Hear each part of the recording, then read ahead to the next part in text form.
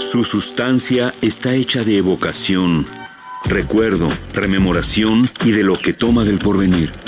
Porque es una parte fundamental de nuestra identidad. Somos nuestra memoria. El programa de Lina que nos lleva de viva voz con los especialistas. ¿Qué tal, amigos? Esto es Radio INA. Yo soy Juan Stack.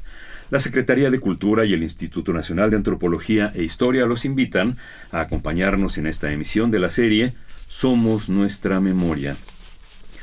Hoy contamos con la presencia de la maestra, la historiadora Beatriz Cano. Bienvenida, maestra. Gracias por estar una vez más frente a estos micrófonos. Encantada. Me da mucho gusto compartir con ustedes algunos de los avances que llevan mis proyectos o la manera en cómo los pueda dejar entender al público en general. Muy bien. Y hoy tocaremos un tema que parece que, a pesar de la gravedad del asunto que tuvo este tema, ha sido poco difundido, poco tocado, y la maestra nos va a hablar sobre la pandemia de 1918. Uh-huh. Yo, cuando me dijeron el tema, dije, ¿qué es eso? ¿Verdad? Uh-huh. Y precisamente es lo que le vamos a preguntar a la maestra Beatriz Cano. Cuando hablamos de la pandemia de 1918, ¿a qué enfermedad nos estamos refiriendo? Bueno, en el mundo, la pandemia es cuando lo abarca todo el globo terráqueo, ¿no? Abarca la enfermedad y se contagia todo el globo terráqueo.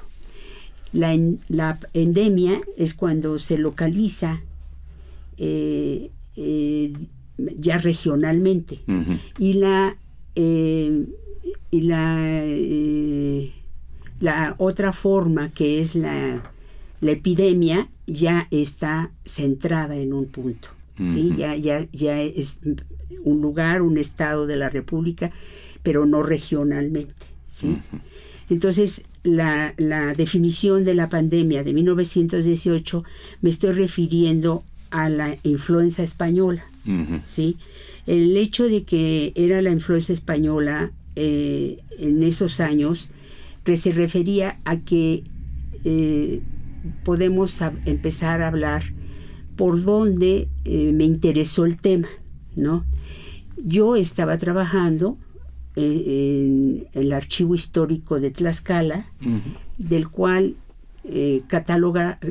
catalogué y no nada más se hizo un inventario general de 275,000 documentos. Nada más. En lo cual venían muchos expedientes relacionados a la influenza, pero los tomé como enfermedades en general, ¿sí? Uh-huh. Como palabras claves, enfermedades locales, ¿no?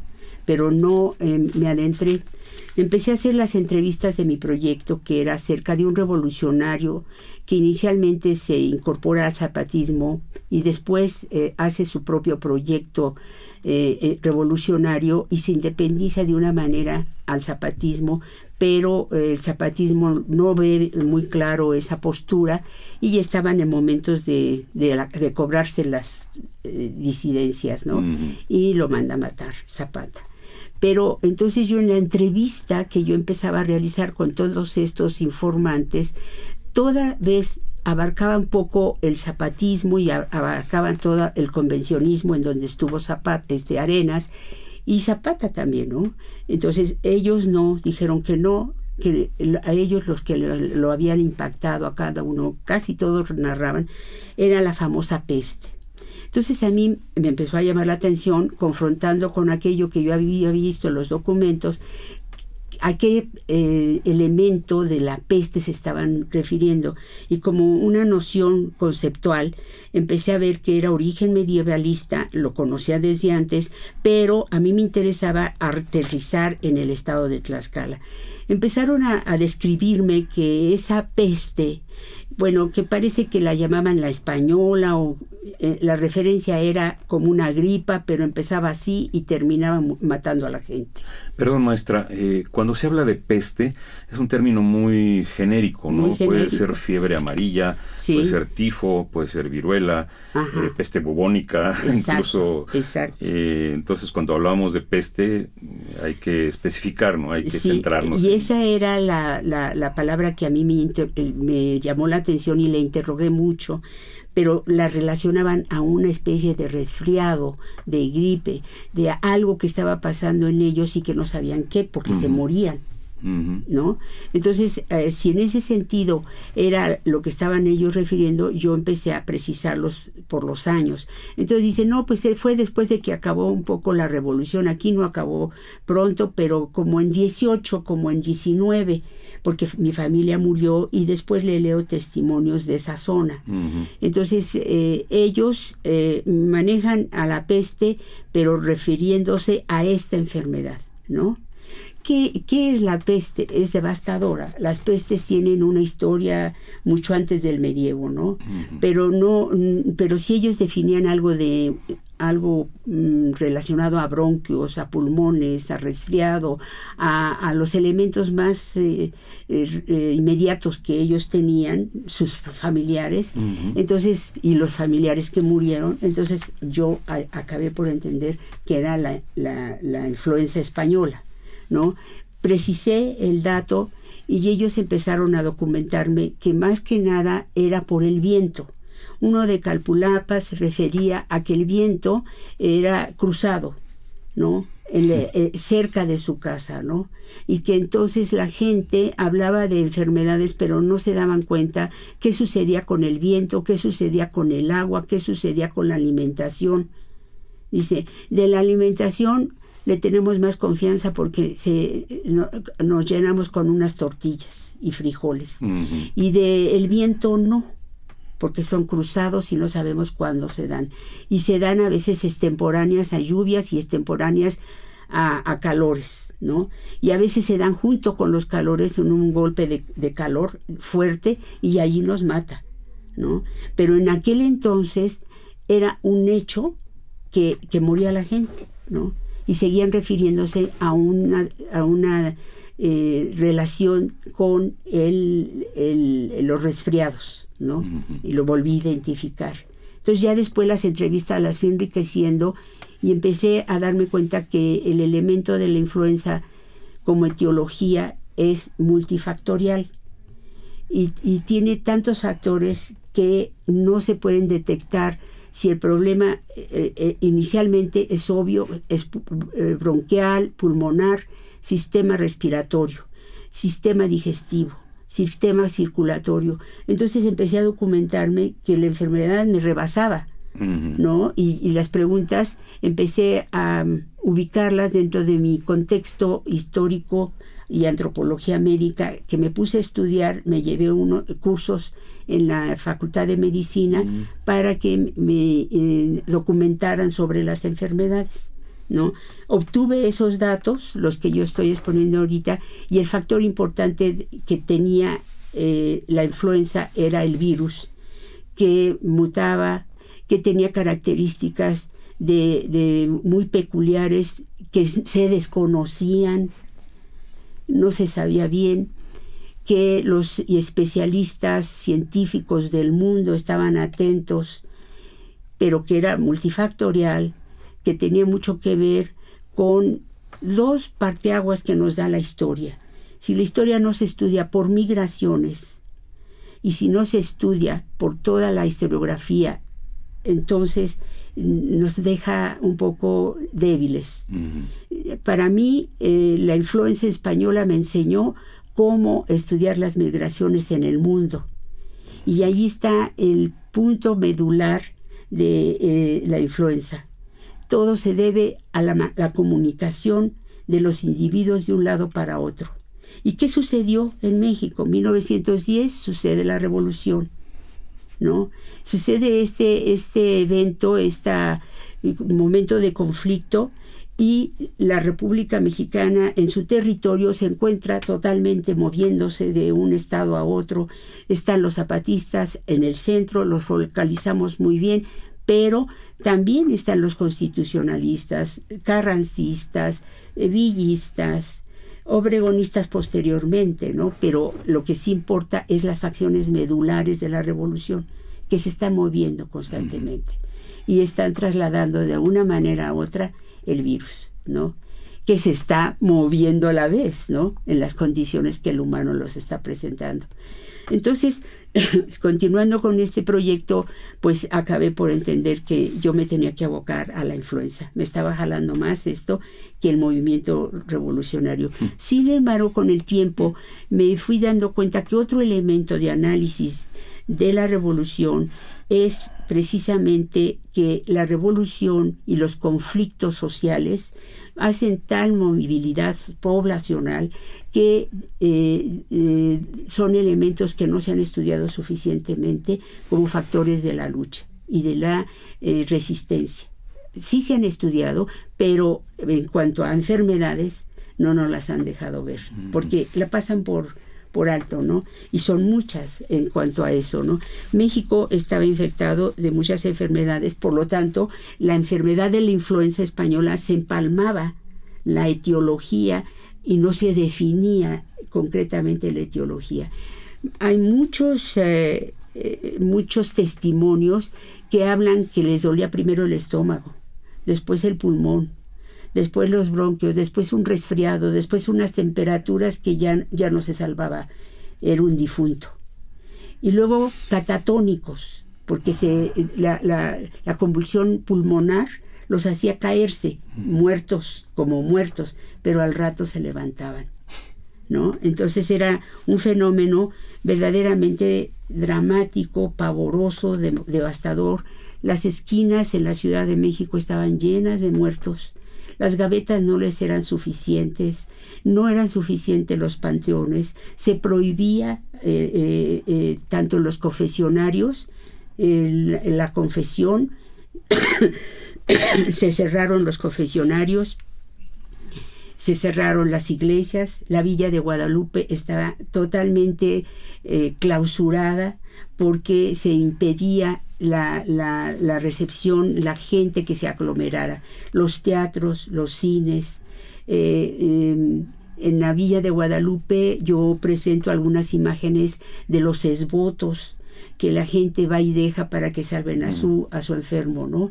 Es muy difícil ese archivo porque está hasta la parte de arriba, ¿no? De donde es el museo. El museo, la parte de fotografías. Sin embargo, volviendo al tema, es bien importante que nosotros veamos esos orígenes de la influenza española. ¿Por qué influenza española, maestra? Hay varias referentes, ¿no?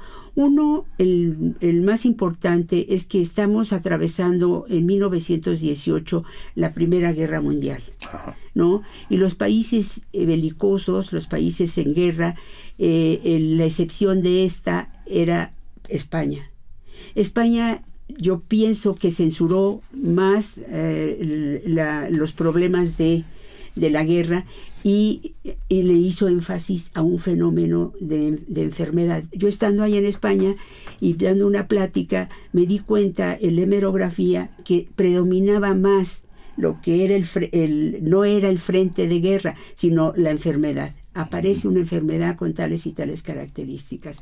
La prueba está que de esa manera ellos bautizan a la influenza como española, ¿no?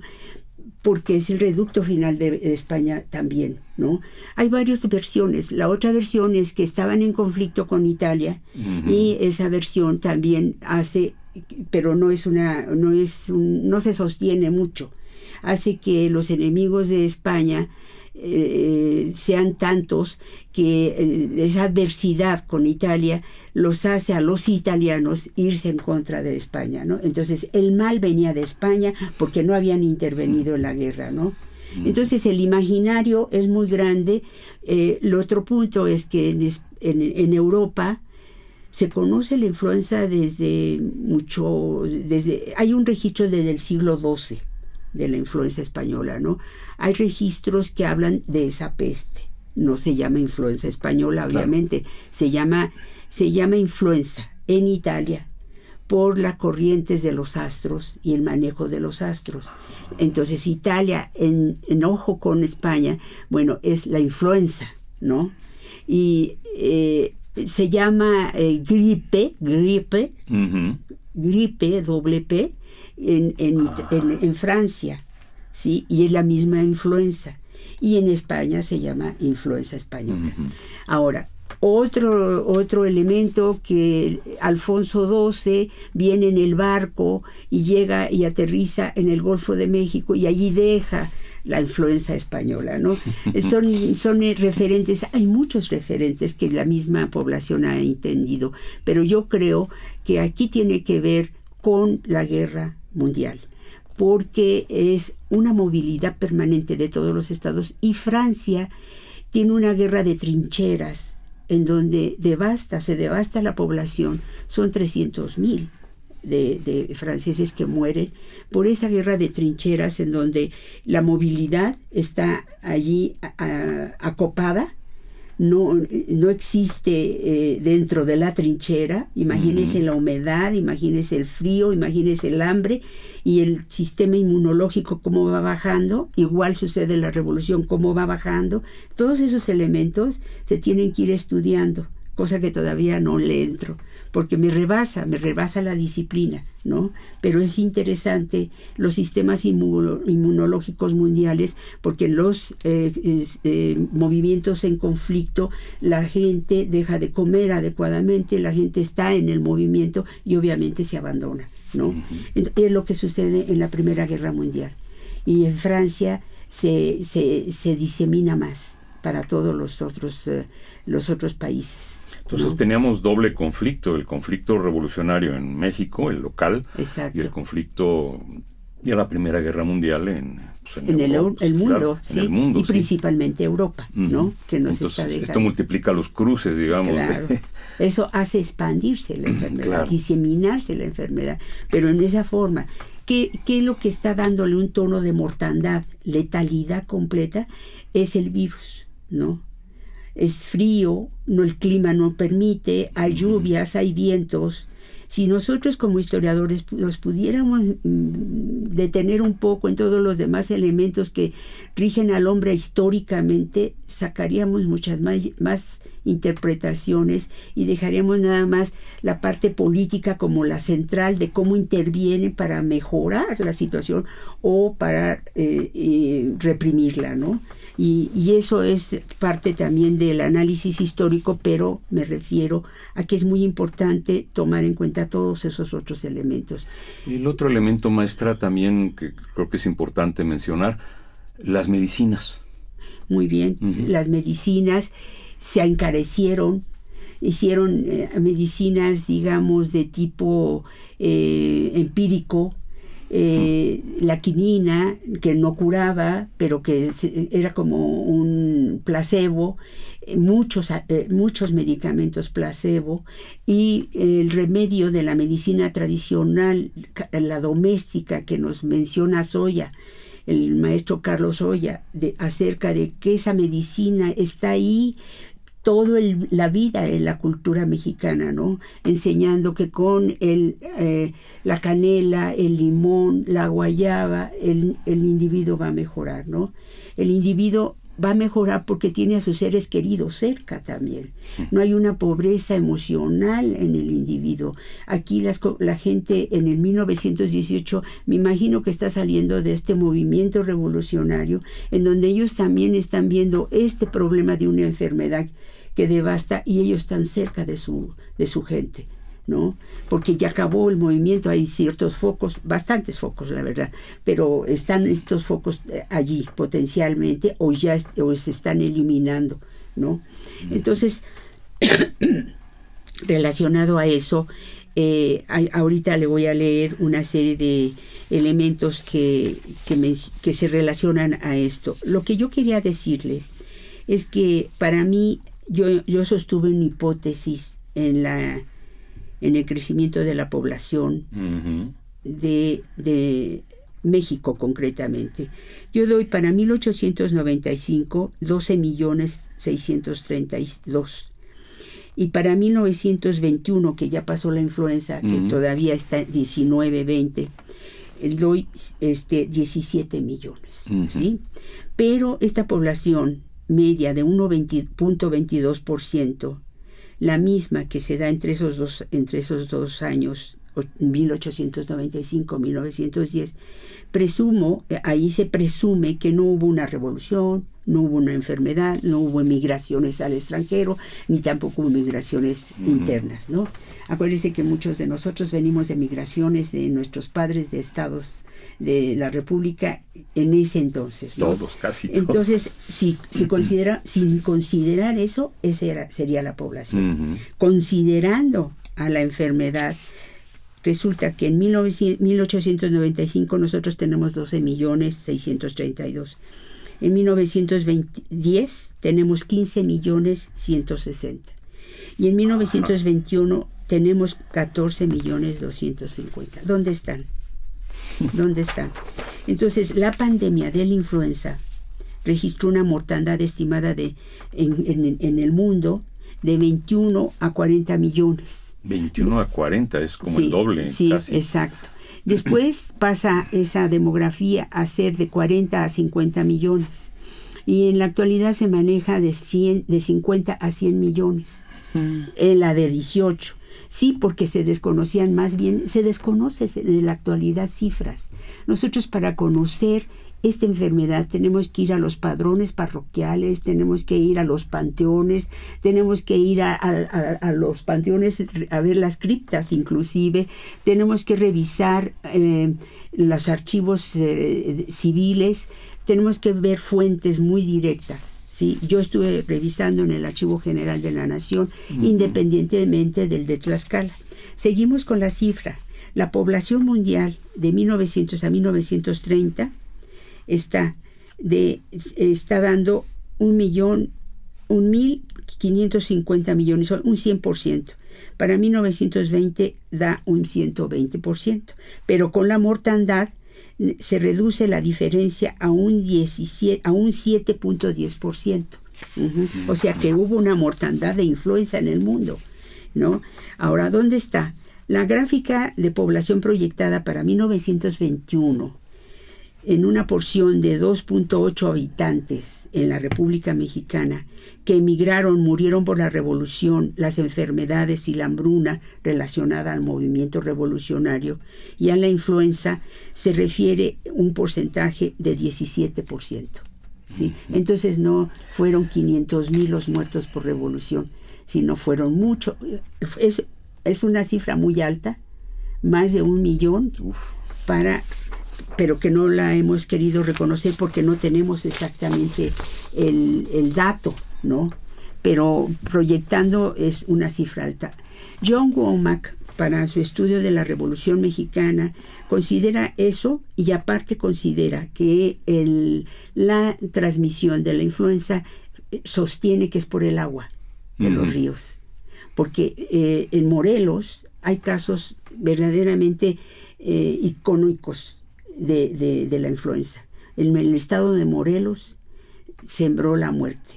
Muchos dirigentes revolucionarios también mueren de influenza. Locales, ¿no? Me refiero a Morelos. Si va usted al panteón y a ver registros, no necesita un equipo, ¿no? No se la acaba. La muerte por la influenza es demasiado. Ese es un ejemplo. Perdón, maestra, que le interrumpa. ¿Toda la gente que se enfermaba moría? ¿O había gente que podía salvarse, curarse, librarla, digamos? Muy bien. Esa pregunta es muy buena. Porque sobrevivían muy poco. De las entrevistas que realicé, los que escribieron, los que me hablaron, fue exactamente la gente que sobrevivió o vio a su familia morir algunos y otros sobrevivieron, ¿no? Volvemos. Los que sobrevivieron, mi pregunta era, ¿a qué movimiento se incorporaron? ¿Al zapatista o al arenista? No, ellos no, se quedaron en casa. Ellos no, porque le tenían miedo a la revolución. Ellos no. En cambio, otros de mis parientes se fueron a la revolución porque no tenían que comer. Y porque querían un rifle y un uniforme. Y ya habían entrado los carrancistas y les gustaba cómo estaban dando el ejército a los que iban a la revolución. Y por eso me incorporé, pero se incorporaron mis familiares, pero no fue por otra razón. No, después le han puesto nombres, dice, pero eso es. Entonces, si vemos ese punto, unos sobreviven, otros no. Y estas entrevistas son de muchos sobrevivientes de esa parte pasiva, que se quedan más en el campo, que se quedan más en la casa con la familia, pero que ven morir a su familia, que es la que se fue a la revolución o que andaba moviéndose a ver qué comía, ¿no?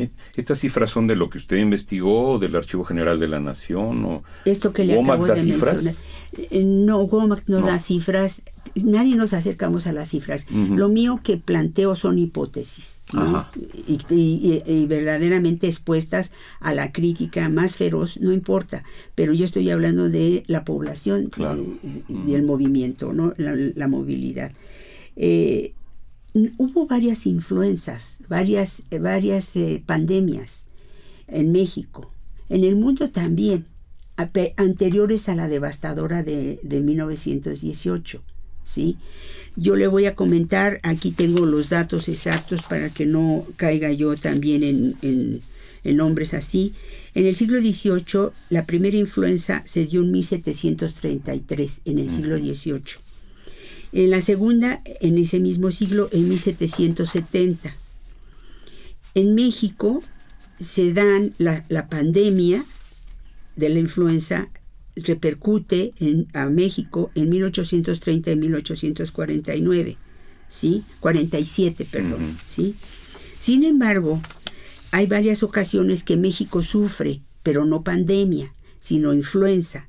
1730, 1805, 1826, 1847, 1890 y 1892. A 1892 hay un literato, Altamirano, que le da influenza, que por ahí lo encontré como uno de los... Sí, o sea, aquí, pero no son pandemias. Estas que le acabo de enumerar son la influenza por sí misma, pero no, el virus no hizo encono más grave. El grave es el de 18.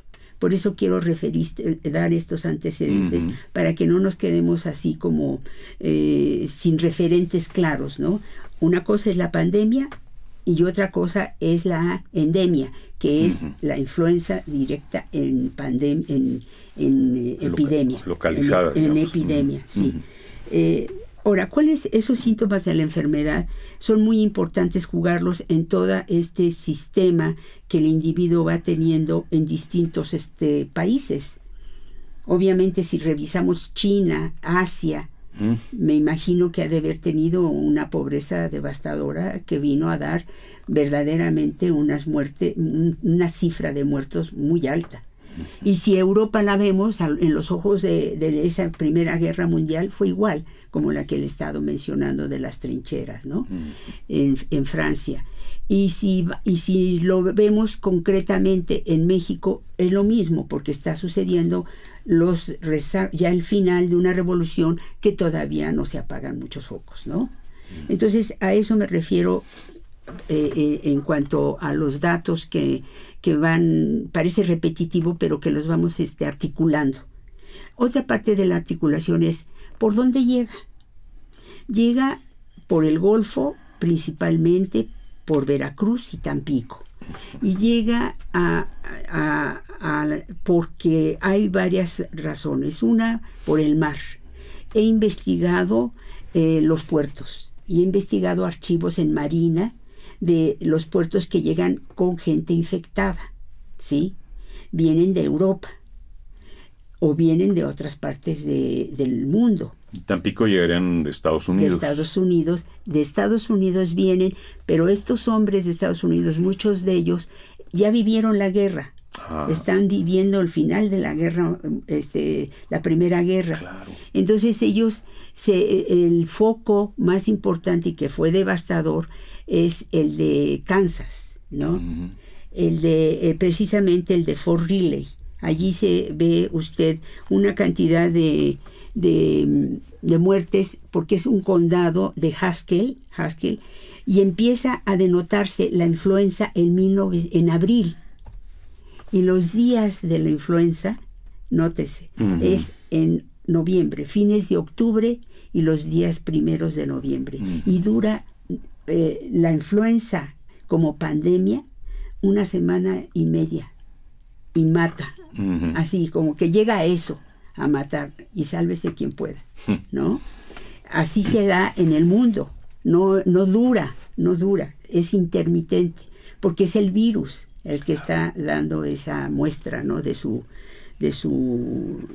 energía, ¿no? Entonces depende del individuo receptor, ¿no? De cada estado. Entonces, en ese sentido, nosotros vemos que en México, en la República Mexicana, entra de Estados Unidos para México el maestro Álvaro Matute. Hace un estudio en su tesis de doctorado de la influenza y habla de hipótesis que llegan desde Estados Unidos hacia México y de mano de obra para la guerra de México hacia Estados Unidos, ¿no? Inclusive el Consejo Superior de Salubridad mantiene un cinturón sanitario en la frontera, pero lo rebasa la enfermedad, ¿no? Entonces, la pandemia principalmente, allá se detectan más o menos de 500 a 650,000 muertos, ¿no? En ese condado y en todos más. Pero hay un fenómeno últimamente investigado en Fairbanks, en Marin, en Alaska, en donde una comunidad de 80 pobladores mueren 78. Y parece que de esos individuos han sacado el virus y lo tienen congelado, ¿no? Y lo están analizando. Es verdaderamente toda una cuestión científica, más de fondo, y hay que estudiar y estar en el seguimiento de ese virus. Yo lo he estado observando a través de esos escritos, porque me interesan mucho, porque de una u otra manera el virus es el detonador y el causante. Mucha gente no le hace ya caso. Cree que no es, que es el H5 y el HN2. No es cierto. Si es el H1N1, bueno, casi se muere la gente. Depende de ese sistema del organismo, ¿no? Que también es un virus que muta muy rápidamente. Puede ser mortal, muy mortal, sí. Y puede ser inocuo. Puede ser las dos formas, dependiendo, yo creo que del organismo, ¿no? Ese organismo que a lo mejor está resistiendo, ¿no? Toda esta agresividad. Y puede ser que no, que el organismo esté muy deprimido y totalmente y eso pasa, ¿no? Claro. Cuando tenemos una gripe es que a veces emocionalmente hemos tenido un problema que lo detecta inmediatamente la gripa, ¿no? Pero no la influenza, ¿eh? Maestra, permítame hacer una breve pausa para recordar a nuestros ciberescuchas que estamos en Radio INA, en el programa Somos Nuestra Memoria. Transmitimos a través de www.radio.ina.gov.mx desde la colonia Roma de la Ciudad de México para todo el planeta. Hoy estamos conversando con la historiadora Beatriz Cano sobre el tema de la pandemia de 1918. Y continuamos. Usted pregúnteme qué otra duda tiene respecto a pero yo nada más quiero precisar que cómo llega para la Ciudad de México. Ya hablamos de cómo llega para Veracruz, Jalapa, precisamente. Ahí se detecta un gran número de una mortandad amplia y sin embargo Jalapa no muestra movimientos revolucionarios. Allí es la contradicción de la misma hipótesis, ¿no? ¿Qué pasa si la gente está con menos resistencia revolucionaria?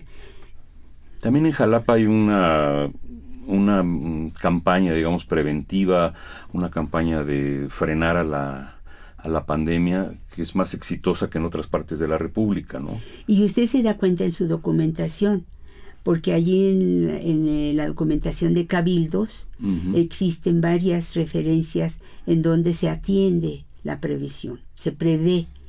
¿Por qué? Porque se viene avisando en alguna forma desde abril, que es donde empieza a darse cuenta que la gente va muriendo y no la ubican bien la enfermedad, la etiología.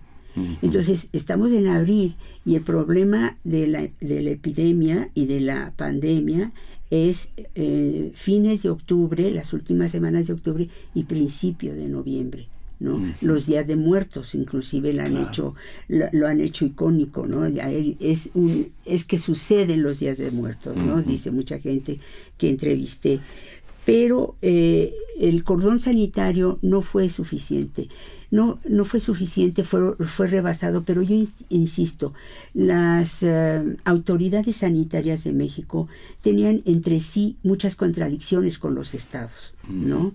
Las agencias sanitarias de los estados se legislaban de forma diferente y la Ciudad de México brindaba otro tipo de protección desde el artículo inclusive 72 de la Constitución, que se había ya emitido, ¿no?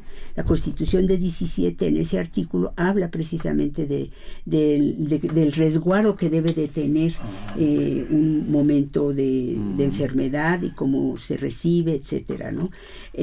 Lo que importa aquí es que aquí llega casualmente a militares, a la Escuela de Zapadores y el Colegio Militar, en el Estado Mayor, ¿no? En el Estado Mayor de la Ciudad de México, ¿no?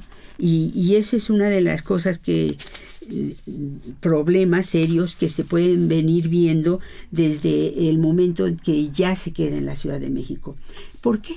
Porque la Ciudad de México estaba en un bullicio de movilidad permanente, en un bullicio de una ciudad con mayor hacinamiento, en condiciones sanitarias que todavía estaban los pisos de tierra, claro, en condiciones de hacerle frente a tanta muerte que no podían recogerlos en gavetas, los dejaban en las esquinas.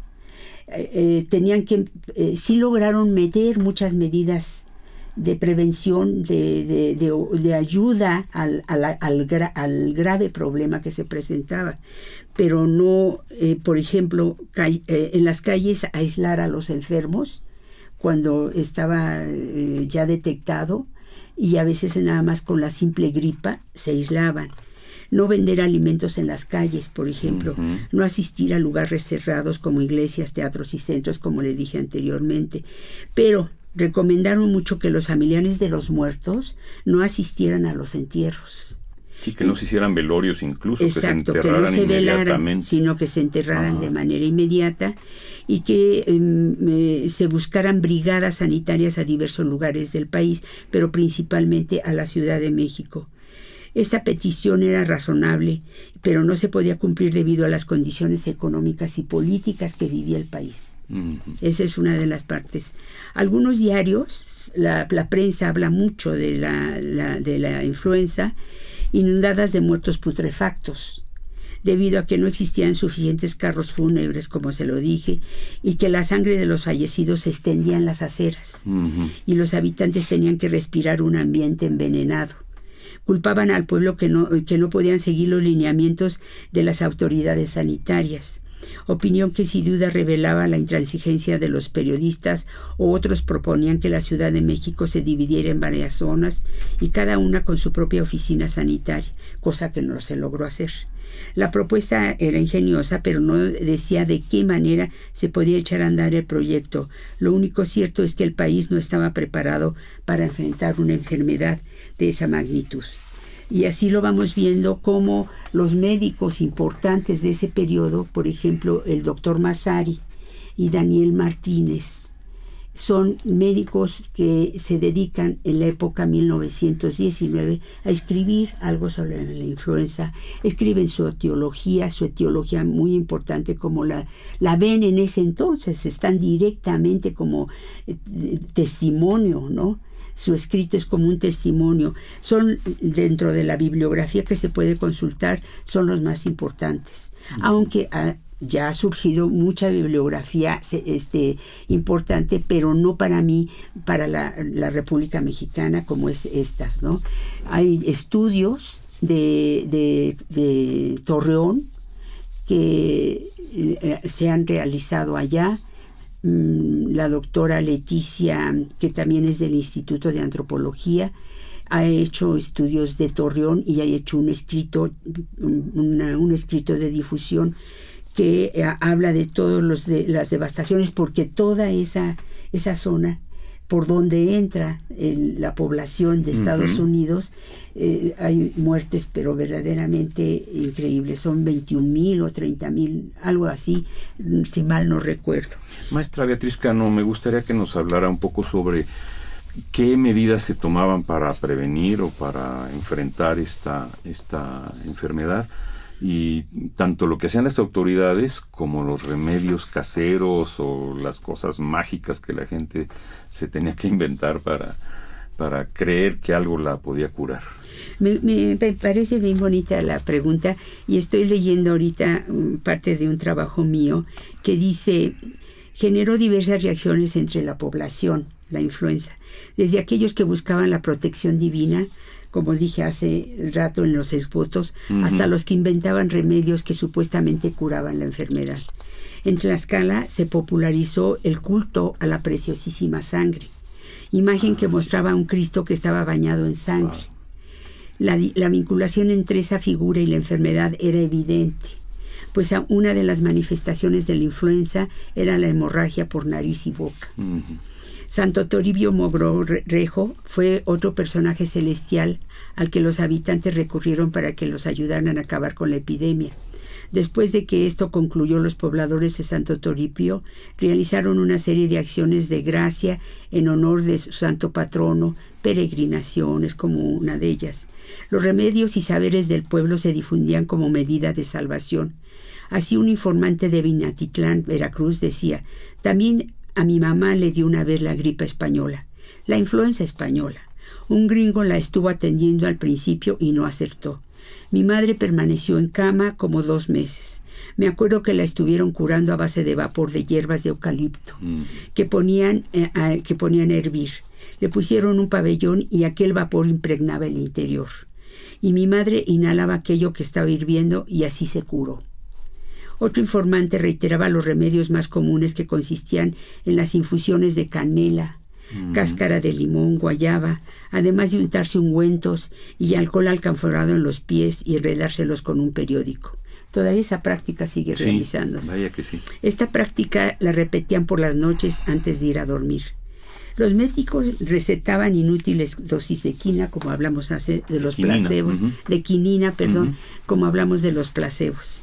En los periódicos se mencionaban las disposiciones sanitarias, pero estas disposiciones se rebasaban. Que había oraciones también para la enfermedad. Así también. Había una respuesta de Catarino Álvarez de Calpulalpan.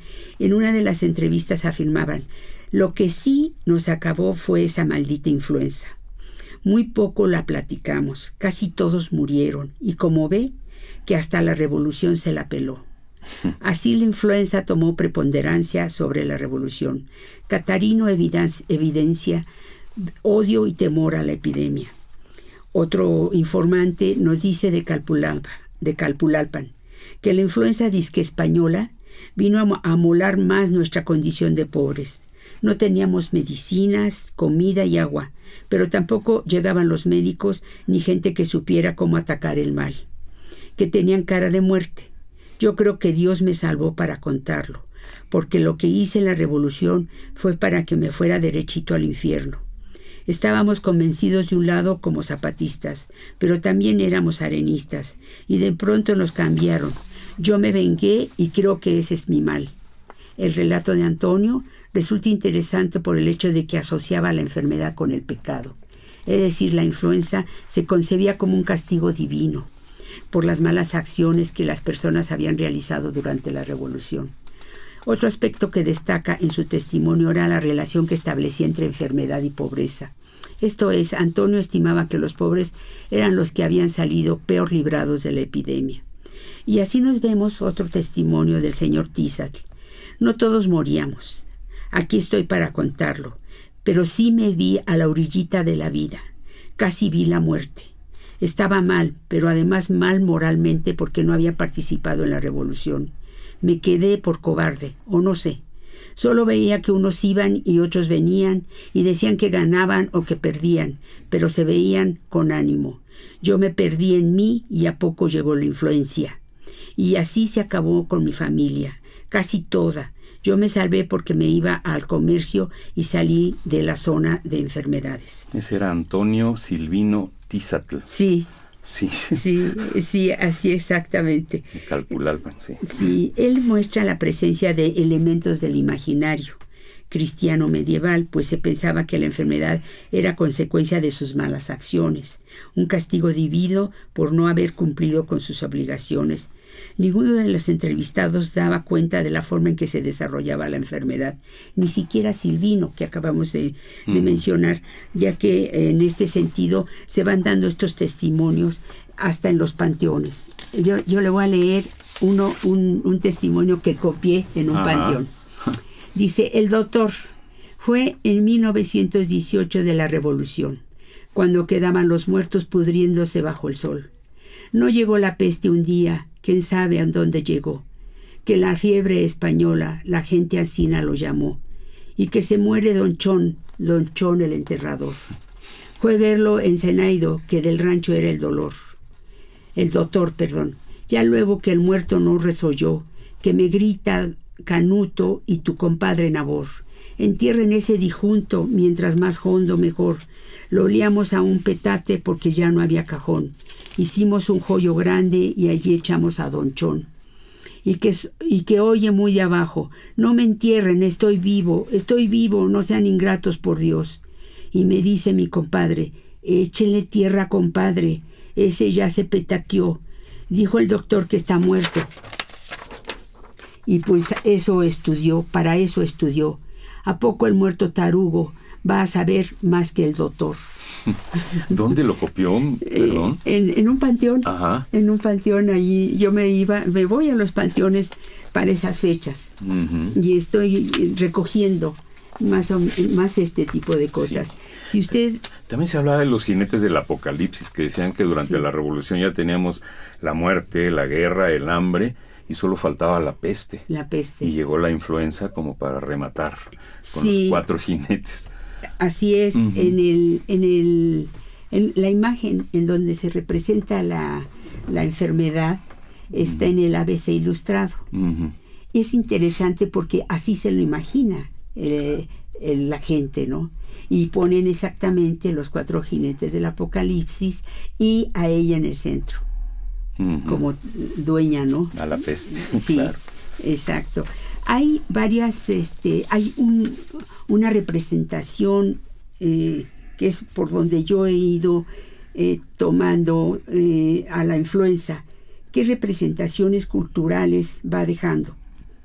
En el género chico, en México se hizo una zarzuela. Y esta zarzuela dice así, la escribe el maestro Uranga. En las puras aguas soy ruta de amor y conmigo mueren tristeza y dolor.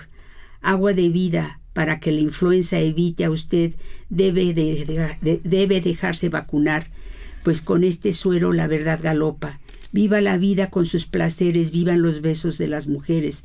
Presto apuremos con avidez, la epidemia toma desarrollo, tal que el cuerpo alarmado está, que tosió. Entonces la canela te cura al momento y si crees que la influencia te da, toma al punto canela y te juro que de eso te salvarás. ¿No? Es una zarzuela. Es una zarzuela que la encontré en el Archivo General de la Nación. Entonces, lo que de estos remedios podemos recoger lo que el teórico Chartier nos deja ver como representaciones culturales que podemos irle dando forma al proceso histórico, ¿no? Y a mí me interesa mucho los saberes, la voz popular, la voz de la gente que no escribe, la voz de la gente que está interesada, de decir sus palabras y de quién se las recoja, ¿no? De dar su voz y de quién se la recoja. Y en eso me he dedicado mucho, ¿no? No sé si alguna dato más se quiera referir al tipo de preguntas que me quiera hacer. Yo estoy dispuesta a contestar. Ahorita que habla de cultura popular, pienso también no hay cosas gráficas, caricaturas, bueno, mucho. Fotografías. La prensa está llena de todos estos datos, de remedios caseros que recogieron los periodistas, el tipo de nombres que se le va dando a la influenza en México. Se le da el trancazo, el abrazo de Carranza, la peste roja, la peste de heno, la fiebre de heno. Se le dan muchos nombres que van llegando de la prensa o bien va llegando de voz a voz, ¿no? Que había gente que aprovechaba para llevar agua a su molino en el terreno político. Por ejemplo, cuando se cerró la Villa de Guadalupe, se empezaron a colocar letreros apócrifos de que esta Villa de Guadalupe se cerró por orden de, no me acuerdo el nombre del político, y era como para desprestigiarlo. Entonces la gente de la Villa de Guadalupe va al centro de la ciudad a reclamarle al gobierno, ¿por qué no cerró la villa? Sí. Este señor no cerró la villa, castíguenlo. Dicen, no, pues ese señor no tiene autoridad para cerrar la Villa de Guadalupe. No. La cerró Salubridad, o cómo se llamaba entonces. Sanidad. La sanitaria, la brigada sanitaria. Entonces la gente aprovechaba para echarle la culpa a otro de que no cerraron la villa por sujeto. Para causar confusión, ¿no? Dentro de todo el problema. Pero es que yo creo que es una manera de salir con el problema. Mire, enfrentar el ser humano a la muerte, yo creo que busca miles de razones o de formas de salir de ella, ¿no? Una de las cosas, por ejemplo, de un informante, el Instituto de Antropología hizo un concurso de papeles de familia, y también ahí he buscado. Entonces encontré el de un compañero, era abuelo de un compañero mío, Guillermo Turner, y su abuelo es Alfred Turner. Este señor vivió es una anécdota de la guerra, vivió la guerra. Está en México, en Cosamaloapan, Veracruz. Y ahí, en el hospital, el 25 de diciembre, que todavía están enfermos de influenza algunos, él se ha salvado. Y va otro compañero y le dice, vente a comer pavo, porque seguramente mañana ya no estarás vivo. Por lo menos disfrútalo ahorita, ¿no? Entonces, ese tipo de testimonios también, aunque es un testimonio escrito que es bien importante, nos deja ver cómo te enfrentas a la muerte, ¿no? Es a lo que me quiero referir. Historiar la muerte también es una parte filosófica y religiosa, ¿no? Y hay que entender este fenómeno de la muerte, de la influenza, de los que enfrentaron y que saben sus familiares cómo fue esa muerte. Yo le quiero contar una parte importante. En mi familia hubo ese fenómeno, por eso estudio, por eso más estudié.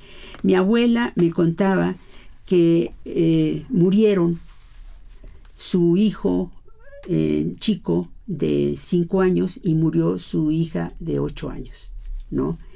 Yo investigué el año y era el año de la influenza. Ella hablaba de eso, ella hablaba de una fiebre que apestaba a la gente, ¿no?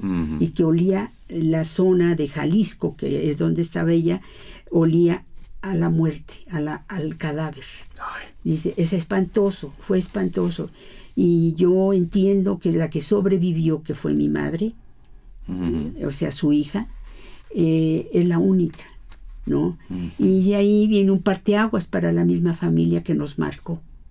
¿Y usted quedó marcada? Sí, yo quedé marcada. Yo resulté ser la enfermiza de la familia. Entonces desde ahí empecé yo a interesarme desde muy chica de enfermedades. Esa es una parte emocional por lo que se apega uno también directamente a los proyectos, ¿no? Sí. Gadamer lo dice, Hans Gadamer lo dice, un teórico, que hay que atravesar a través de uno, atravesar en uno mismo ciertas cosas vivenciales, ¿no? Claro. Maestra, en el año 2009 vivimos, recientemente aquí en la Ciudad de México, vivimos la epidemia ¿cómo se llama? Endemia de influenza H1N1, muy agresiva, que provocó cierre de todo, de muchos lugares públicos. A la gente se le indicaba cómo estornudar, todas las medidas preventivas de no saludarse de mano, de no abrazarse, ¿verdad? En fin, y hubo grandes pérdidas económicas. ¿Cree que a la luz de estos acontecimientos, del estudio de estos temas como este de la pandemia de 1918, nos sirva como aprendizaje para saber dónde no regarla, qué sí hacer? Por ejemplo, en la pandemia de 1918 se hablaba mucho de limpiar los lugares con creolina. Ahorita recuerdo que en Jalapa quitaron en la plazuela de San José la fuente, la sustituyeron por algo que no acumulara. En fin, medidas sanitarias que se tomaron en aquel entonces y que nos pudieran servir en la actualidad para combatir este tipo de... Todo eso son experiencias de vida, definitivamente. Lo que importa ahorita es que ya estamos en el siglo XXI, ¿no? Y ya hay avances de análisis, de estudios científicos. Los medios que México tiene son ahorita muy, muy grandes, han aumentado enormemente para analizar ese virus, ¿no? Hay científicos dedicados a este virus, se han analizado, han salido en internet los avances que se están teniendo sobre el virus, pero también sobre la forma en que las poblaciones van asimilando a través de el tipo de alimentos, el tipo de enfermedades que han tenido, el tipo de su historia genética, se está viendo desde ahí y se está viendo desde el genoma humano, todo el origen de aquella parte que se está estudiando del virus, ¿no? Entonces, sí se ha avanzado. Todo estudio científico que se esté realizando se publica.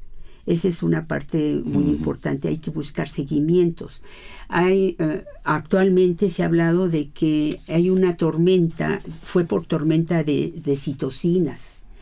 Hablan de ese elemento. También hablan de que las aguas, y es cierto, las aguas han ocasionado el revuelo de las aguas, determinado número de bacterias que nosotros tenemos.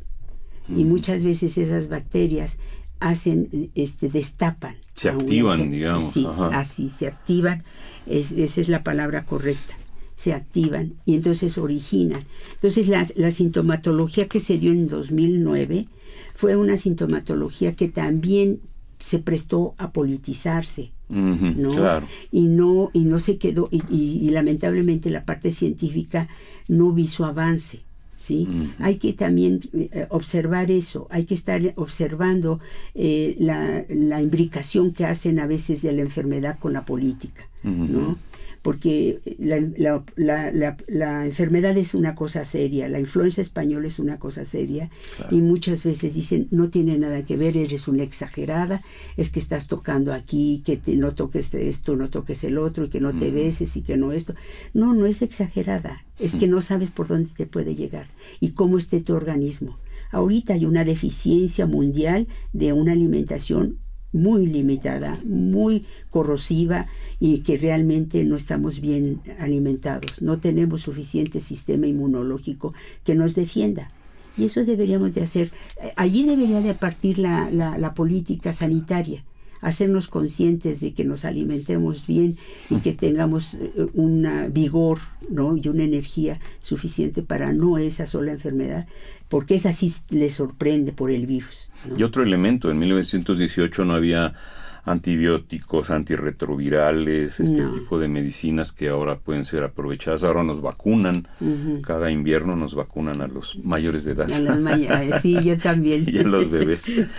Pero yo que antes no existía ese tipo de elementos de prevención. Sí, en el estudio de esta enfermedad, como usted ya se dio cuenta, se estudia la demografía. Se estudia la parte sanitaria, la respuesta de los médicos que estuvieron involucrados en este fenómeno, en este problema de la influenza del 18, ¿no? Las brigadas sanitarias, ¿no? Las agencias locales, ¿no? Las agencias sanitarias locales, todo tuvieron una participación. Se tiene que analizar todo un panorama para que tengamos un acercamiento más veraz de la enfermedad, no único, no verdadero, sino más veraz, más cercano a la verdad, ¿no? Ya mencionó en la conversación varios autores, varios títulos. ¿Nos quisiera recomendar algo en especial para abrevar más en este tema, para informarnos más? Yo iría a las fuentes, ¿no? Uh-huh. Que en un momento dado, que si van a archivos, un archivo que está muy grande, muy bueno, es el de Tlaxcala, ¿sí? Uh-huh. Y que tiene muchos expedientes sobre la influenza. Yo iría también a una bibliografía. La más importante, que me gusta mucho y que la tengo que decir, es la del maestro Luis González y González, Uh-huh.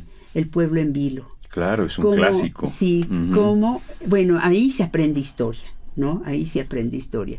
Y ahí se ve la devastada influenza en la localidad de Santa Clara del Cobre, de la zona que él estudia. Uh-huh. Se ve muy clara la influenza, la influenza, ¿no? Y también a John Wommack, para que lo veamos dentro del contexto revolucionario de cómo está esta agua, que él coloca como una hipótesis de trabajo muy buena, ¿no? Uh-huh. Yo veo que en el mundo la pandemia, para estudiarla, está relacionada con esa comunicación de personas y de medios de transporte, ¿no? Desde el avión, ahora el barco, todo eso está relacionado. Por eso me he ido a archivos de la Marina para revisar los barcos que llegaban en ese entonces, ¿no? Usted, maestra Beatriz Cano, o sea, ¿ve usted la microhistoria para ir a la macrohistoria, como decía Luis González y González? Ay, sí. Porque ahorita mencionó Pueblo en Vilo, dije, es la microhistoria, San José de Gracia, etcétera. Sí, Santa Clara del Cobre y San José del Gracia. Sí, yo me interesa el mundo, la historia mundial, muchísimo. Y es apasionante. Pero estoy en México, a él me debo, y a la institución, ¿no? Entonces hago todo lo que puedo relacionado a México, ¿no?